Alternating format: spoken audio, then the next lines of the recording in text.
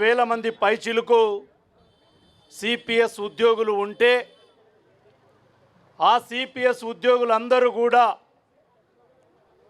Retired అయిన తర్వాత pension ఆధారం లేక ఎన్నో ఇబ్బందులు పడతామని ఆందోళన చెందుతుంటే ఆ 2,70,000 మంది ఉద్యోగ ఉపాధ్యాయుల తరపున సిపిఎస్ విధానాన్ని రద్దు చేయాలి, పాత పెన్షన్ విధానాన్ని పునరుద్ధరించాలని సరిగ్గా 11 సంవత్సరాల క్రితమే ఇక్కడే ఇదే ఇందిరా పార్కు, ఇదే టెంటు, ఇదే డయాస్ దగ్గర మొట్టమొదటిసారి తెలంగాణ వచ్చిన జూన్ 2, 2014 తర్వాత మే 30, 2015 రోజు అప్పటి ముఖ్యమంత్రి కల్వకుంట్ల చంద్రశేఖరరావు గారి నేతృత్వంలో ఇదే ఇందిరా పార్కు నిషిద్ధ ప్రాంతం అయినప్పుడు కూడా ఒక టెంట్ వేసి సిపిఎస్ను రద్దు చేయాలని నినదించినటువంటి సంఘం ఈ పిఆర్టీ తెలంగాణ. ఆ రోజు నుంచి ఈ రోజు వరకు దఫాలుగా వివిధ రూపాల్లో సిపిఎస్ విధానం వల్ల జరిగే నష్టాన్ని ప్రభుత్వాలకు ఎరుకపరుస్తూ లెక్కలతో సహా ప్రభుత్వానికి వివరిస్తూ ఈరోజు సిపిఎస్ విధానాన్ని రద్దు చేయాలని పిఆర్టీ తెలంగాణ ఒక పంతాన్ని తీసుకున్న విషయం యావత్తు ఉపాధ్యాయ లోకానికి, ఉద్యోగులకు తెలుసు. ఎందుకంటే చాలామందికి చాలా రకాల అనుమానాలు ఉంటాయి. నాతో వాదించే వాళ్ళు కూడా ఉన్నారు. మనం బాల్యం తర్వాత విద్యార్థి దశలో ఎన్నో చదువులు చదివి కొన్ని ఉద్యోగాలు నోటిఫికేషన్ వస్తే లక్షల మంది పోటీ పడితే ఆ పోటీలో ఉద్యోగాలకు మనం ఎన్నికవుతాం, మన మేధస్సునంతా పనంగా పెట్టి. తదుపరి ప్రభుత్వ సేవలో ప్రభుత్వం నిర్ణయించే లేదా నిర్ధారించే ఒక పనిని మన జీవితంలో హెచ్చుకాలం ప్రభుత్వానికే మనం సేవ చేస్తాము. మరి 61 ఏళ్ళ తర్వాత రిటైర్డ్ అయిన తర్వాత వృద్ధాప్యంలో మనకు పెన్షన్ లేకుంటే మనకు కానీ మనపై ఆధారపడ్డ కుటుంబ సభ్యులకు కానీ ఎంత ఆందోళనకరమైన విషయం ఉంటుందనే విషయాన్ని ఇవాళ గౌరవ ముఖ్యమంత్రి రేవంత్ రెడ్డి గారికి, ఈ కాంగ్రెస్ ప్రభుత్వానికి వివరించడానికే ఈ వివరణ దీక్ష మనం ఏర్పాటు చేశాం. అందరూ అంటుంటారు సెప్టెంబర్ 1 విద్రోహ దినమని. మీరు చెప్పండి, సెప్టెంబర్ 1 ఎట్లా విద్రోహ దినం అవుతుంది? ఉమ్మడి ఆంధ్రప్రదేశ్లో 1/9/2004 నుంచి సిపిఎస్ అమల్లోకి వచ్చింది. అంటే సెప్టెంబర్ 1, 2004 నుంచి. మరి ఉమ్మడి ఆంధ్రప్రదేశ్లో సెప్టెంబర్ 1ని మనం విద్రోహ దినంగా జరుపుకున్నాం. కానీ తెలంగాణ రాష్ట్రం వచ్చిన తర్వాత ఆగస్టు 23, 2014 రోజు అప్పటి ముఖ్యమంత్రి కల్వకుంట్ల చంద్రశేఖరరావు గారు 28 జీవో తీసుకొచ్చిండు. మరి మన తెలంగాణలో ఆగస్టు 23 విద్రోహం కాదా? ఒక్కసారి మరి వివిధ సంఘాల నాయకులు, ఉపాధ్యాయ ఉద్యోగ లోకం ఆలోచించాల్సిందిగా నేను కోరుతా ఉన్నా. 2003 డిసెంబర్లో అప్పటి ఎన్డీఏ ప్రభుత్వం గౌరవ స్వర్గీయ వాజ్పేయి గారు దేశవ్యాప్తంగా సిపిఎస్ విధానాన్ని అమల్లోకి తెచ్చి ఆయా రాష్ట్రాలకు ఒక వెసులుబాటు ఇచ్చాడు. మీ ఇష్టం, మేమైతే కేంద్ర ప్రభుత్వ ఉద్యోగులకు సిపిఎస్ వర్తింపజేస్తున్నాం, ఫెడరల్ వ్యవస్థ కాబట్టి రాష్ట్రాలు సిపిఎస్లోకి రావాలా వద్దా మీ విచక్షణకే వదిలిపెడుతున్నాం అన్నందుకే ఆ రోజు 1/1/2004 నుంచి కేంద్ర ప్రభుత్వం అమల్లోకి తెస్తే ఆ రోజు ఉన్నటువంటి చంద్రబాబు నాయుడు గారు ఫిబ్రవరి 26, 2004 రోజు 653, 654 మరియు 655 జీవోలు తీసుకొచ్చి మేము సిపిఎస్లోకి వస్తామని సెప్టెంబర్ 1 కటాఫ్ డేట్ పెట్టిండు. కాబట్టి అది విద్రోహ దినమైంది. మరి తెలంగాణ ఉద్యమంలో 2011 ఏప్రిల్ 9న ఈ సంఘం స్థాపించినప్పుడు ఆ రోజున్న పొలిటికల్ జేఏసీ కోదండరామ్ గారి నేతృత్వంలో, ఉద్యోగుల జేఏసీ సామిగౌడ్ గారి నేతృత్వంలో టీఆర్ఎస్ పార్టీ అతిపెద్ద రాజకీయ పార్టీగా ఉద్యమిస్తున్న సందర్భంలో వాళ్ళతో Telangana joint action committee of teachers తరఫున మేము కూర్చొని తెలంగాణ ఉద్యమంలో ఇంకా ఉద్యోగులు, ఉపాధ్యాయులు మమేకం కావాలి అనుకుంటే అందరికీ యూనివర్సల్ ప్రాబ్లంగా ఉన్నటువంటి సిపిఎస్ విధానాన్ని, రద్దు విధానాన్ని ఎజెండాగా పెట్టుకుందామంటే ఆ రోజు గౌరవ కేసీఆర్ గారు పొలిటికల్ జేఏసీ చైర్మన్ గారు, ఉద్యోగ జేఏసీ చైర్మన్ గారు సిపిఎస్ విధానాన్ని ఆ రోజు ఎజెండాలో పెట్టడం జరిగింది. మరి ఎజెండాలో పెట్టినాం, ఉద్యమించినాం, ఉద్యోగ ఉపాధ్యాయుల మమేకమైనం, 42 రోజుల పాటు సకల జనుల సమ్మె చేసినాం. ఆ రోజున్న ముఖ్యమంత్రి జీతాన్ని కూడా ఆపిన చరిత్ర ఈ తెలంగాణ ఉద్యోగులకు ఉంది. మరి ఏమైంది? జూన్ 2, 2014లో ఈ రాష్ట్రం సిద్ధించింది. ఆ రోజు పోరాటం చేసినని చెప్పుకున్న వ్యక్తి గౌరవ కల్వకుంట్ల చంద్రశేఖరరావు గారు ముఖ్యమంత్రి అయ్యిండ్రు. అనుకున్నాం అందరం, ఆ రోజు ఎజెండా పెట్టిన వ్యక్తే ముఖ్యమంత్రి అయ్యిండు. ఉద్యోగ సంఘాలన్నీ కూడా సజీవంగా ఉన్నాయి, సిపిఎస్ రద్దవుతుందనుకుని. కానీ ప్రభుత్వం ఏర్పడ్డటువంటి 16 రోజులకు జూన్ 18, 2014 రోజు కేంద్ర ఆర్థిక సంస్థ అనుబంధంగా ఉన్నటువంటి PFRDA, provident fund recurring department authority వాళ్ళు ఈ రాష్ట్రానికి ఒక లేఖ పంపారు.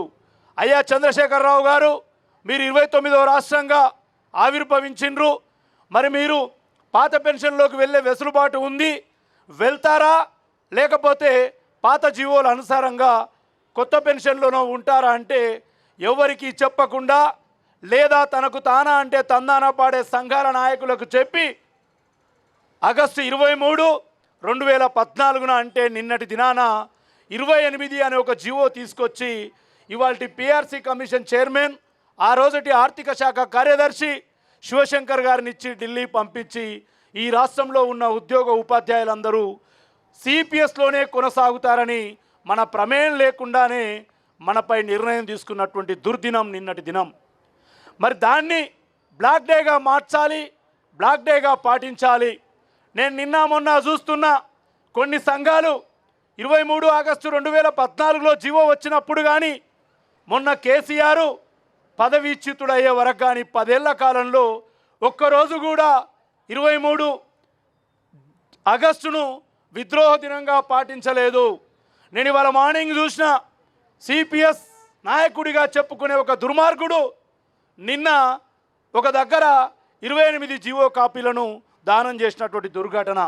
నేను అడుగుతా ఉన్నా, ఆ యొక్క సిపిఎస్ ఉద్యమకారుని చెప్పుకునే వ్యక్తిని 10 ఏళ్ళు ఏం చేశావయ్యా నువ్వు? 2019లో 2020లో ఇక్కడ మాకు కేసీఆర్ అనుమతి ఇవ్వకపోతే ఇళ్లల్లో కూర్చొని నల్ల బ్యాడ్జీలు ధరించి మేము నిరసన వ్యక్తం చేస్తే అందులో ఉన్న వాళ్ళని మీ సంఘం నుంచి సస్పెండ్ చేసి నిన్న తగుదనమ్మా అంటూ విద్రోహ దినంగా ఆయన పాటించాడు. సంతోషం. ఇప్పటికైనా పిఆర్టీ తెలంగాణ 2014లోనే గుర్తించి నిరసించి బయటికి వచ్చినటువంటి వ్యక్తులు మేము కేసీఆర్ గారి వ్యవహారాన్ని ఇప్పటికైనా గుర్తించారు. ఇంకొక సంఘం, కొన్ని సంఘాలు రేపు సెప్టెంబర్ 1న విద్రోహ దినం అని చెప్తా ఉన్నారు. రాష్ట్రంలోని యావత్తు ఉపాధ్యాయ, కార్మిక, ఉద్యోగ వర్గాలకు నేను రిక్వెస్ట్ చేస్తూ ఉన్నా, ఇంకా మోసపోకండి. ఆగస్టు 23 విద్రోహ దినం. కల్వకుంట్ల చంద్రశేఖరరావు గారికి ఆ రోజు పాత పెన్షన్లోనికి పోయే అవకాశం ఉన్నా ఆ రోజు పోకుండా కొత్త పెన్షన్లోనే కొనసాగేటట్టు చేస్తే ఈ సంఘాల నాయకులు ఆ రోజు ఉన్నారు. 2004లో సిపిఎస్ వచ్చినప్పుడు ఉన్నారు. 2014 జూన్ 18న కేంద్ర ప్రభుత్వ లెటర్ వచ్చినప్పుడు ఉన్నారు. 2014 ఆగస్టు 23న కేసీఆర్ గారు సిపిఎస్లో ఉంటామని నిర్ణయం చెప్పినప్పుడు ఉన్నారు. ఆ రోజు మాట్లాడలేదు. కానీ 2014లోనే కేసీఆర్ని ఎదిరించి తప్పు చేస్తున్నావు కేసీఆర్ అని సెప్టెంబర్ 2 నేను బతికున్న వాళ్ళ పేర్లే చెప్తున్నా, మేము చేసిన పోరాటాల తేదీలే మీకు చెప్తా ఉన్నా. సెప్టెంబర్ 2, 2014 రోజు పాత సెక్రటరేట్లో ఉన్నప్పుడు నేను, వేణుగోపాల స్వామి గారు, చెన్నయ్య గారు, మాతో పాటు 10 మంది మీకు కల్వకుంట్ల చంద్రశేఖరరావు గారిని కలిసినాం. అయ్యా కేసీఆర్, ఉద్యమ సమయంలో సిపిఎస్ రద్దు చేస్తామన్నావు, మరి ఇవాళ దీనికి సంబంధించి మీరు జీవో 28 తీసిర్రంటే హర్ష, అన్ని సంఘాలు మద్దతు ఇచ్చినాయి, నేను అందరిని అడిగే ఈ నిర్ణయం తీసుకున్నా అని కల్వకుంట్ల చంద్రశేఖరరావు గారు ఆ రోజు చెప్పారు. ఈరోజు బతికే ఉన్నారు. మరి మీకందరికీ ఆ రోజు కల్వకుంట్ల చంద్రశేఖరరావు గారు చెప్పే ఆ నిర్ణయం తీసుకున్నా అని చెప్పాడు. మరి దానికి మీ బాధ్యత కాదా అని నేను ఇవాళ రాష్ట్రంలో ఉన్నటువంటి మొసలి కన్నీరు గాలుస్తున్న సంఘాలను అడుగుతా ఉన్నా. 2016లో పోరాటం చేసినాం పిఆర్టీ తెలంగాణ నుంచి. 2017లో కేవలం సిపిఎస్పై కేసీఆర్ తీసుకున్న మోసపూరిత వైఖరిని నిరసించి ఉద్యోగానికి రాజీనామా చేసి కాంగ్రెస్ పార్టీలో అవ్వాల్టి గౌరవ పిసిసి అధ్యక్షులు ఉత్తమ్ కుమార్ రెడ్డి గారి చేత ఢిల్లీ వెళ్ళి రాహుల్ గాంధీ గారి చేత పాత పెన్షన్ను పునరుద్ధరిస్తామని 2018 అసెంబ్లీ ఎన్నికల్లో మేనిఫెస్టోలో పెట్టించే విధంగా ఒప్పించి కాంగ్రెస్ పార్టీలో చేరడమే కాదు, ఆ ఎన్నికల మేనిఫెస్టోలో కూడా ఉంది. దురదృష్టం, ఆ రోజు కాంగ్రెస్ పార్టీ అధికారంలోకి రాలేదు. తదుపరి 2022లో నా నారాయణపేట జిల్లాలో రాహుల్ గాంధీ గారి జోడో యాత్ర సమయంలో వారిని ఒప్పించి ఆ రోజటి పిసిసి అధ్యక్షులు, ఇవాళ ప్రజాపాలన కొనసాగిస్తున్నటువంటి అత్యంత ఆదరణ గల నాయకుడు రేవంత్ రెడ్డి గారు కూడా ఒప్పుకోవడం జరిగింది. దుద్దిల్ల శ్రీధర్ బాబు గారి నేతృత్వంలో మేనిఫెస్టో కమిటీ ఉంటే దాంట్లో మెంబర్గా ఉన్న నేను రాష్ట్రంలో ఉన్నటువంటి 2,20,000 మంది ఆ రోజు కాంగ్రెస్ వచ్చిన తర్వాత మరొక 50,000 ఉద్యోగాలు ఇచ్చింది. వెరసి 2,70,000 మంది ఉద్యోగులకు సంబంధించి పాత పెన్షన్ను కొనసాగిస్తామని మేనిఫెస్టోలో పెట్టించడం జరిగింది. మీకు అందరికీ గుర్తుంటుంది, హిమాచల్ ప్రదేశ్లో ప్రియాంక గాంధీ గారు కూడా మాట ఇచ్చి అధికారంలోకి వచ్చిన వెంబడే అక్కడ సిపిఎస్ను రద్దు చేస్తూ ప్రకటన చేయడం. ఈ రాష్ట్రంలో కూడా గౌరవ ముఖ్యమంత్రి గారు మనకు జరిగినటువంటి అనేక సమావేశాల్లో సిపిఎస్ను రద్దు చేస్తా అని ప్రకటిస్తూ ఉన్నాడు. కాబట్టి ఇవాళ గౌరవ ముఖ్యమంత్రి సిపిఎస్ను రద్దు చేస్తే ఈ ప్రభుత్వానికి ఎక్కడ మంచి పేరు వస్తుందో మేమంతా కూడా జీరోలమవుతామని కొన్ని సంఘాల నాయకులు, కొంతమంది వ్యక్తులు గత 10 ఏళ్లుగా కేసీఆర్ మోచేతు నీళ్లు తాగి సిపిఎస్ ఉద్యోగులను మోసం చేసి తమ బదిలీల కోసం, తమ ఆర్డర్ల కోసం, తమ పదోన్నతుల కోసం సిపిఎస్ ఉద్యమాన్నే పనంగా పెట్టినటువంటి సంఘాల నాయకులు ఈరోజు మళ్ళీ తెర మీదకి వస్తూ ఉన్నారు. కాబట్టి రాష్ట్రంలోని ఉద్యోగ ఉపాధ్యాయులారా, ఇవాళ వివరణ దీక్ష అంటే కూడా నన్ను చాలామంది పోలీస్ మిత్రులు అడిగినరు, ఏందిది, ఒక ధర్నా ఉంటుంది, ఒక నిరసన దీక్ష ఉంటుంది, లేదా ఒక హర్తాల్ ఉంటుంది, కానీ మీరేంటి ఇంత శాంతియుతంగా వివరణ దీక్ష పెడుతున్నారని. ఎందుకు వివరణ దీక్ష పెట్టకూడదు? తమ మేనిఫెస్టోలో లేని అంశాలనే అనేకం అమలు చేస్తున్నటువంటి ఈ ప్రభుత్వంలో గౌరవ రేవంత్ రెడ్డి గారి నాయకత్వంలో మేనిఫెస్టో అంటే ఇందాక మన పెద్దలు చెన్నయ్య గారు చెప్పినట్టు ఒక భగవద్గీత. మరి ఆ మేనిఫెస్టోలో పెట్టినటువంటి అంశాన్ని తూచా తప్పకుండా అమలు చేసే ప్రభుత్వానికి తొందరగా చేయండి, చేయకపోతే కలిగే నష్టం సిపిఎస్ ఉద్యోగులు. ఇవాళ చాలామంది డెత్ కమ్ గ్రాట్యుటీ లేక మోడల్ స్కూళ్ళల్లో, గురుకులాలలో డెత్ కమ్ గ్రాట్యుటీ లేక చనిపోతూ ఉన్నారు. 010 బడ్జెట్ లేక ఎట్లాగూ కాంగ్రెస్ ప్రభుత్వమే ఇవాళ జీతాలు ఇస్తుంది నెలలో ఏదో తేదీ. ఆ ఏదో తేదీ ఇచ్చే బదులు అందరి మాదిరిగా 1వ తేదీనే జీతాలు ఇవ్వాలంటే 010 పద్దు కింద ఇవాళ జీతాలు ఇవ్వాల్సిన అవసరం ఉంది. ఇవన్నీ మేము రేవంత్ రెడ్డి గారికి బహిరంగంగా ఒక సమావేశం ద్వారా వివరించాలనే ఉద్దేశంతోనే ఇవాళ వివరణ దీక్ష పెట్టినాం. ఒక పెన్షన్దారుడు తన పెన్షన్ వస్తుందంటే చాలా నమ్మకంగా విధి నిర్వహణ చేస్తాడు. పెన్షన్ లేదంటే మీకు అందరికీ తెలుసు, ఇవాళ సిపిఎస్ కాంట్రిబ్యూటరీ ఏదైతే ఉందో వాటా ఒక ఉద్యోగి 10%, ప్రభుత్వం ఇచ్చే 10%. ఆ 10%, ఈ 10%, 20% ఎక్కడికి వెళ్తుంది? ప్రాణ అకౌంట్లో జమ అయి కార్పొరేట్ సంస్థలకు ప్రభుత్వాలు లోన్లు ఇస్తున్నాయి.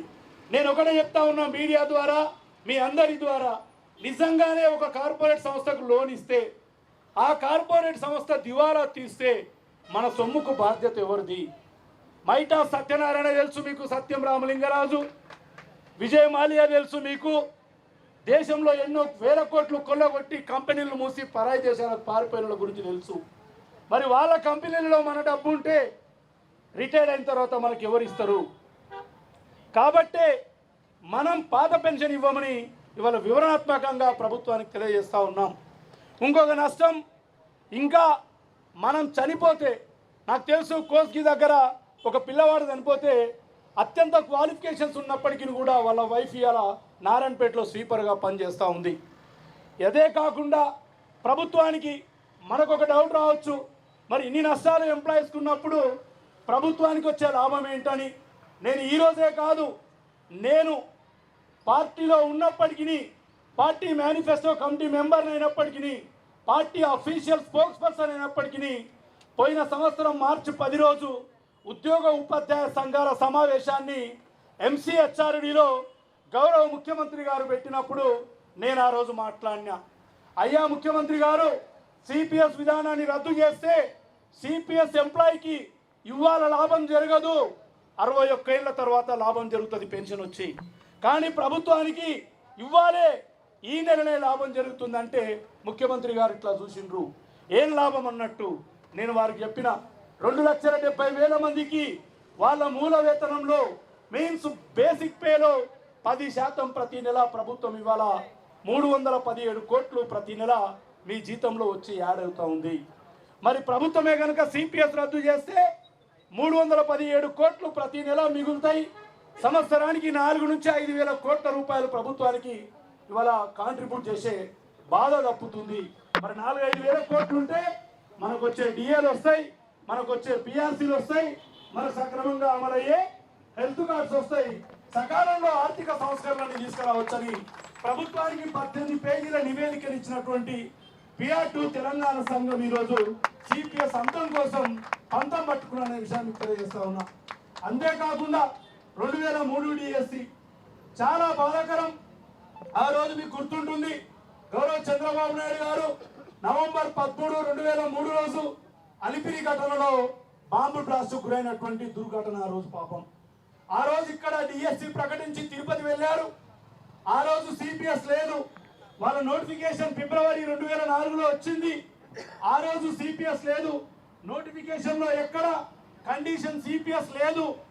వాళ్ళ exam April 4 SGT, April 5 school assistant, April 6 భాషా పండితులు పీఈటీలో ఎగ్జామ్ జరిగింది. ఆ రోజు సిపిఎస్ లేదు. వాళ్ళ రిజల్ట్ జూన్ 11 వచ్చింది, సిపిఎస్ లేదు. వాళ్ళ సర్టిఫికెట్ల వెరిఫికేషన్ జూన్ 21 నుంచి 24 వరకు జరిగింది. ఆ రోజు సిపిఎస్ లేదు. కానీ ఈ రోజు ముసలి కన్నీరు కాస్తూ విద్రోహ దినాల పేరు మీద, ధర్నాల పేరు మీద పిలుపునిస్తున్న సంఘాలే 2004లో వాళ్ళ నియామకాలకు అడ్డుపడి వాళ్ళు నవంబర్, డిసెంబర్ 2005లో నియామకం కావడానికి కారణమయ్యారు. అంటే నెత్తి మీద 1 సెప్టెంబర్ వస్తుంది, ఆ రోజు నుంచి సిపిఎస్ అమల్లోకి వస్తుంది అని తెలిసి కూడా 2003 డిఎస్సి వాళ్ళను మోసం చేసినటువంటి వ్యక్తులు ఈరోజు మళ్ళీ విద్రోహ దినంగా చెప్పబోతా ఉన్నారు. 2003 డిఎస్సిని మా సంఘం నెత్తికెక్కించుకుంది. మా సంఘం న్యాయ నిపుణులతో మాట్లాడింది.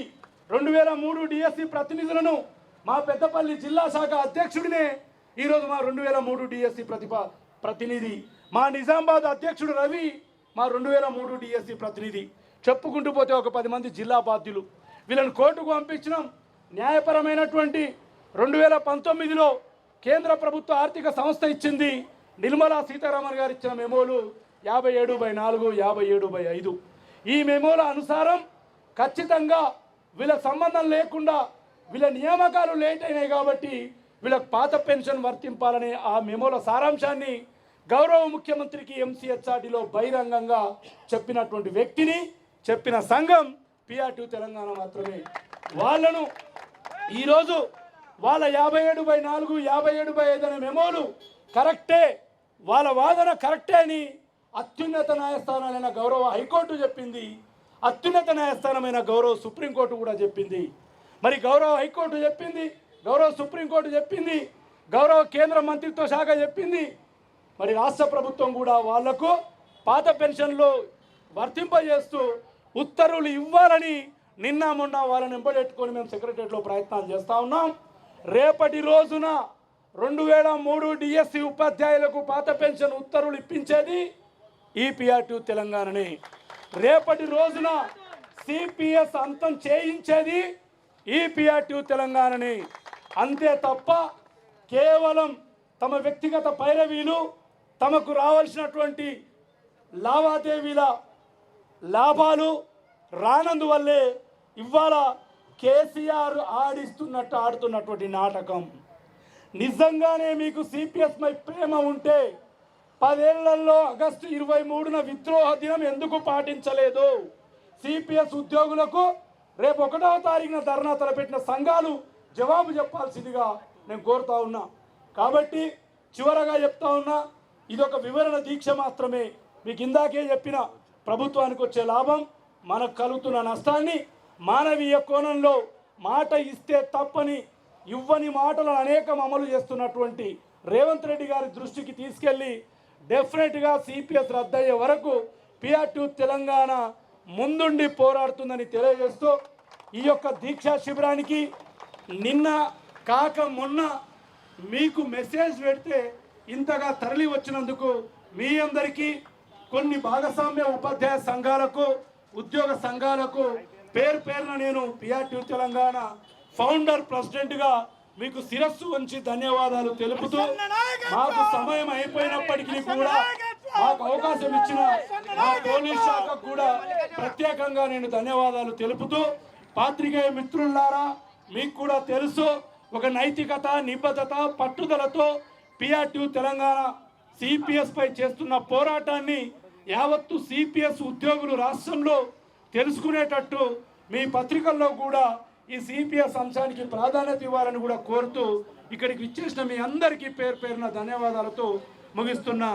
CPS అంతం, CPS అంతం, CPS అంతం, OPSఏ మా లక్ష్యం. 2003 DSC వాళ్లకు ఉత్తర్వులు ఇవ్వాలి, 2003 DSC వాళ్లకు పాత పెన్షన్ ఉత్తర్వులు ఇవ్వాలి, 2003 DSC ఉపాధ్యాయులకు పాత పెన్షన్ ఉత్తర్వులు ఇవ్వాలి.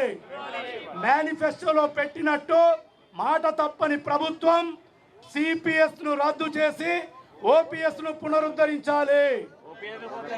Thank you.